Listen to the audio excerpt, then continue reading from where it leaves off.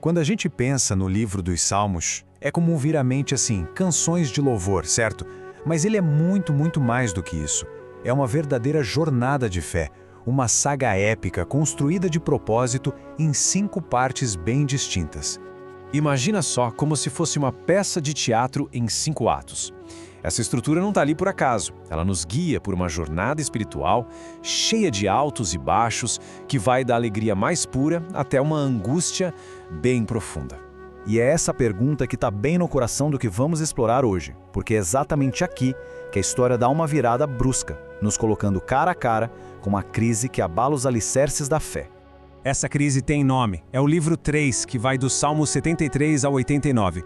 Pensa nele como o terceiro ato, aquele momento dramático da história. É um mergulho de cabeça no trauma, na dúvida e, principalmente, no silêncio de Deus. E olha só que interessante. Essa estrutura tem uma intenção muito clara. A tradição judaica faz um paralelo incrível entre os 5 livros dos Salmos e a Torá. O livro 3, o nosso foco, corresponde a Levítico. A ironia aqui é pesada.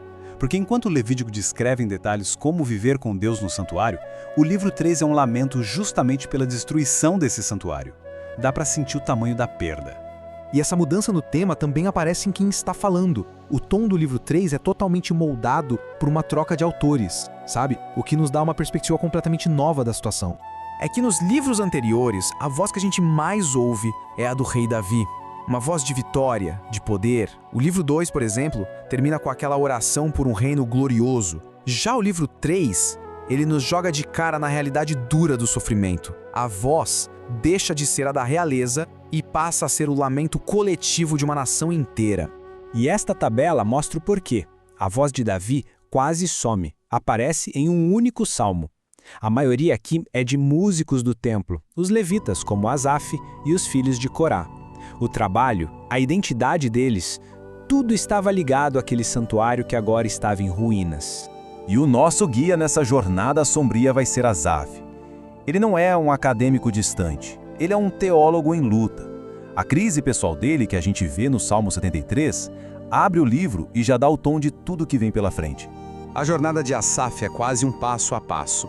Primeiro vem a observação dolorosa. Ele olha ao redor e vê que os maus prosperam. E aí ele começa a duvidar. Depois vem a crise de fé, onde ele se pergunta, para que ser justo afinal? A virada ao ponto de revelação acontece no santuário. Lá ele entende que a prosperidade dos ímpios é frágil, é um terreno escorregadio que leva à ruína. Mas a crise se aprofunda, ela deixa de ser uma dúvida interna e vira uma catástrofe nacional. Esse versículo do Salmo 74 é brutal. Descreve sem rodeios a destruição do templo, que era o coração da vida e da fé da nação. A partir daqui, os salmos mergulham de vez no trauma do exílio. O povo se sente completamente abandonado. E os milagres de Deus do passado parecem memórias distantes, quase uma fantasia no meio de tanta devastação. O Salmo 77 simplesmente joga no ar as perguntas desesperadas de toda uma nação. Será que Deus desistiu deles para sempre? Será que aquelas promessas eternas tinham, na verdade, um prazo de validade? São perguntas que ficam ecoando no silêncio. E a resposta não vem de um argumento lógico, mas de um ato de vontade, de um esforço de recordação.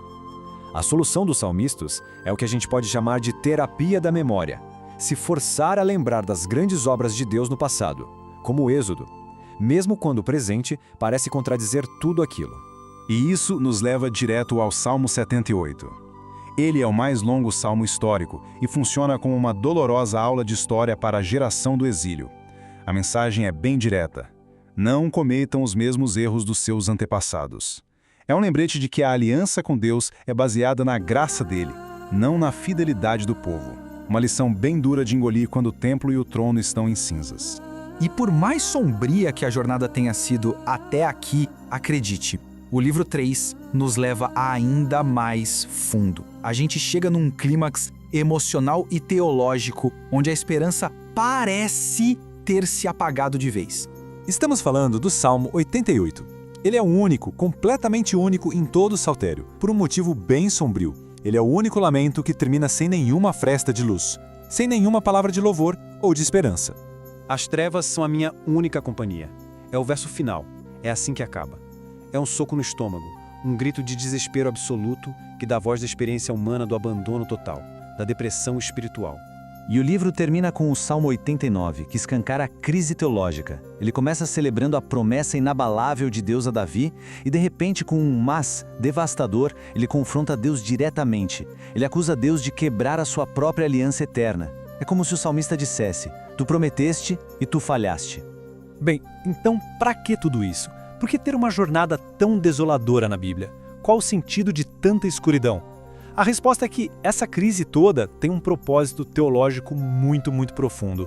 O ponto central é que a crise força uma mudança de perspectiva radical. Aquela dúvida sobre a justiça divina abre espaço para uma esperança numa justiça final, eterna. A destruição do templo físico transforma a ideia de santuário em algo espiritual, relacional. E o trono quebrado de Davi. Bom, isso dá origem à esperança por um rei futuro, messiânico, um que não vai falhar.